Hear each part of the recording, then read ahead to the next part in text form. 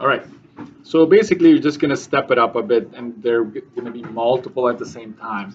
So if you know how to do one in particular, you should be able to figure this one out. So let's go here. We proceed the same way as before. So we're talking systems, right? What is that? Two or more IQs. This is on page 29, okay? We have multiple inequalities at the same time, each with their own solution panes.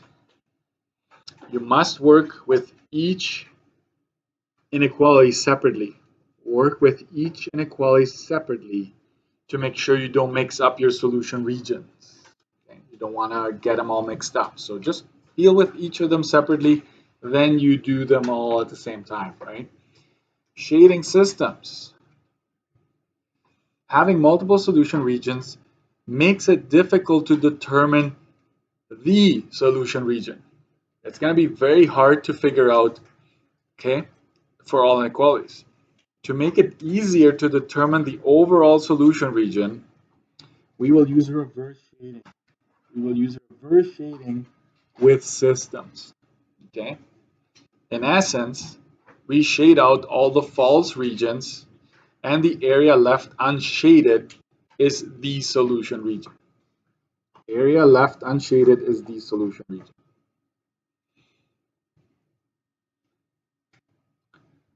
Okay, so it didn't work out as well as I had planned on doing, but if I use Desmos, if I use regular shading, every inequality has its own shading. So I don't know, is this the darkest to you? To me, I don't know. I feel like everything is kind of dark, but this is the darkest definitely. So technically, if you use regular shading, it's the darkest area. Okay, this is your solution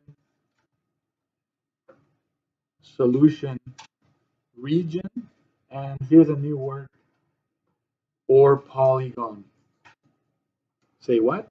Yeah, sometimes they call that region the solution polygon. Don't be scared. It's just saying, hey, the solution happens to look like a polygon, right? It could look like, a quadrilateral, a triangle, you name it. So that's using regular shading.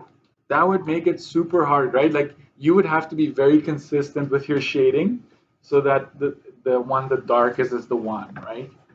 It was a nightmare when I taught regular shading. Students picked all kinds of different areas. So reverse shading solved that problem. Because when you, right, if you shade out all the false regions, the one that isn't shaded is the one, right? So this is your solution region here. Okay.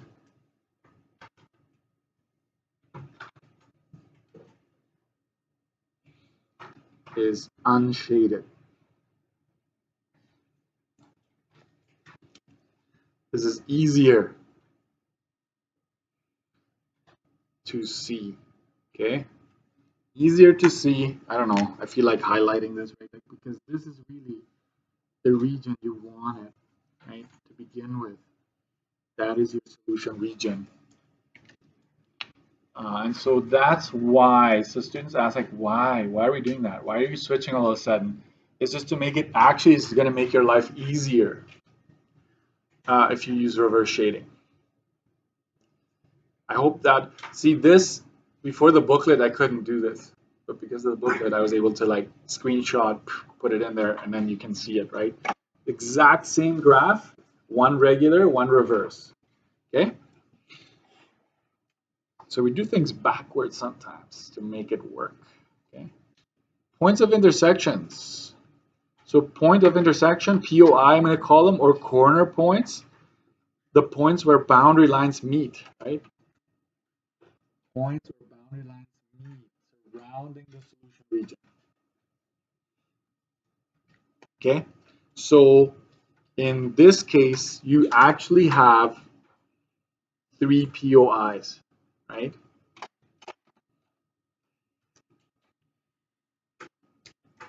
Three POIs in this case.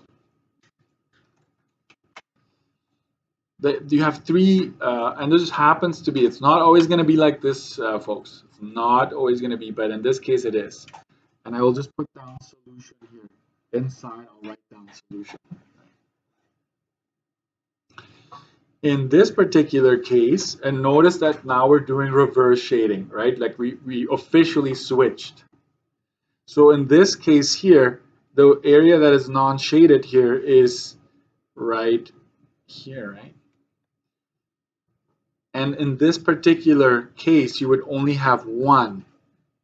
The boundary lines only meet once, and then this one keeps going this way, this one keeps, so there is no other boundary anywhere else. You only have one point of intersection. One POI here. And you're like, why is that? I get it, Mr. Dirksen. Like, why did you talk about this? Because these ones, sometimes students think that these ones are not POIs, not a POI, right?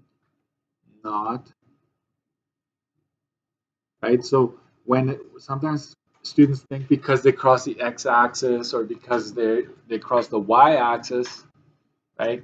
But those aren't, it's not a boundary line. The x-axis is not a boundary line here, so you wouldn't consider that a point of intersection. That changes when we do word problems, okay? But for now, that's what you need to remember. And of course, we could actually come up with the coordinates because we can kind of see with the grid, but we're going to use our calculator to figure these out. That's why I asked you to graph the boundary line or lines before and figure out the corner points, right? So we're going to do that as well. And you have the benefit of having colored screens, so every line has a different color. It makes it a lot easier. All right. So this is all intro stuff just to help you navigate what we're going to be doing next. Okay, so backside, we're going to graph a system together. Oops, that's 10 minutes. I need to get on it here. Graph the following system. Identify. Good idea to graph all lines on the calculator before graphing it on paper, since the POIs might be outside the grid. Okay. Graph on calculator before graphing on paper. Okay, the POI might be outside the grid. And here I'm giving you some weird notation, very weird notation. And the reason being is because this is sometimes how the textbook presents it, and students find that confusing. But it's really just saying the variables that we're going to consider are x and y. Look at what my finger is, right? This is the inequality. And we know that x and y are both part of the real numbers, meaning any number goes, right? So we're just going to focus on this and this, right? Like, yeah, the rest is kind of like we're assuming that that's the case anyway. So it's just proper set notation. So don't let that scare you if that comes your way, okay? So this is inequality 1, and this is inequality 2, okay? So we're really quickly gonna do what we do normally. I will work with the first one up here. 4x is I'm gonna go minus x 6y. Does that make sense to us? Why I did that? Look at where my finger is. The 6y is on the right side, so I bring it over.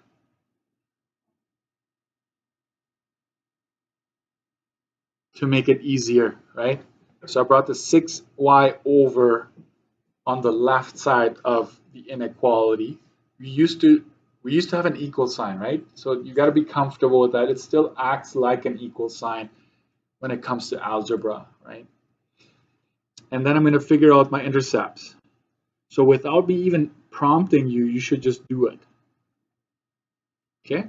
So 4x is equal to 12, right? I let y equal to 0, so it's really just 4x and 12 that is left. Divide both sides by 4, x is equal to 3, 3, 0. Y-intercept, negative 6y is equal to 12, because x is equal to 0 now. Don't forget the sign. Okay, don't forget the sign. Negative 2, 0, negative 2. Boom. Now I know how to graph that.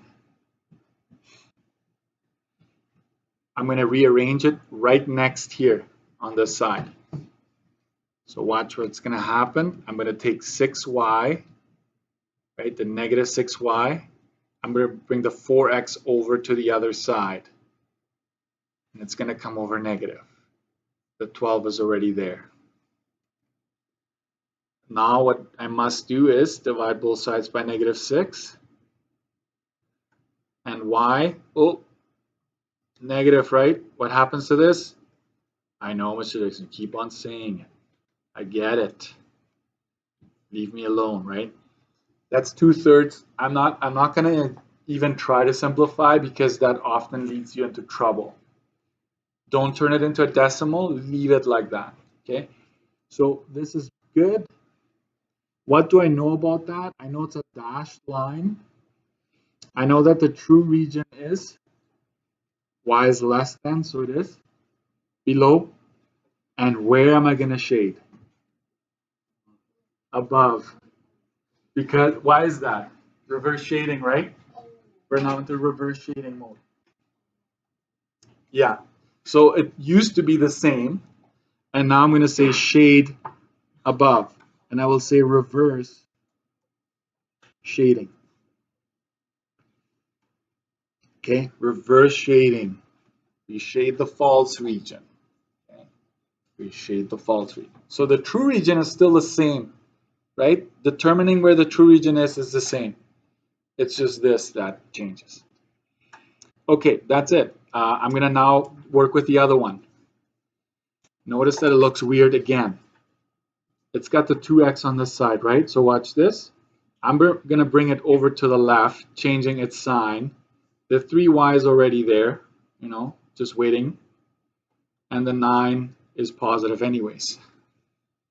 Let me zoom out a little bit because I feel like the margins are being cut there. And so I'm going to immediately jump into this. And 2x is equal to 9. I'm going to go a little bit faster. It's already fast, not faster. Okay. And then on the other side, it's 3y is equal to 9. Y is equal to 3, 0, 3. Boom, that's done. Now I know how to graph this thing. I'm going to rewrite it underneath.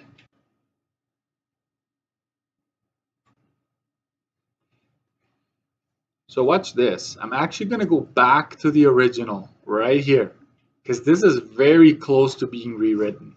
Very close.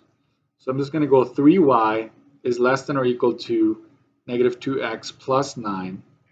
Divide both sides by 3. No flipping of sign, right?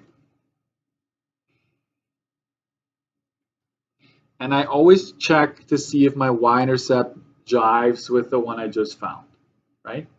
If you don't have that, go back and check. Something went wrong. So you kind of have to be like a confident, fast pace when you work on this, right? You kind of know where you're going, but you also, you don't go too fast, right?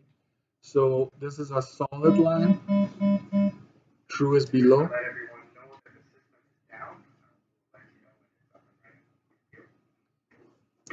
True is below, right? We're going to shade above. Reverse shading. I'm not going to say this again in other notes, but right now, maybe just make a note, right? It's opposite. It's opposite.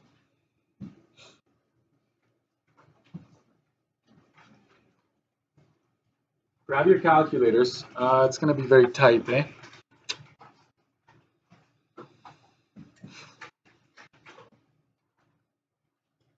We're not. I'm just going to stop. It's not going to go well, and then I'm going to have to redo it. So this is what I'm going to tell you. If you didn't do the homework from yesterday, maybe do it, right? Like if you had a hard time today, if you scored under 9, right, for sure, go back and check. Make sure you try them. The keys are up, everything is up, and so we'll continue with systems tomorrow. I wouldn't be seeing you on this tomorrow, okay?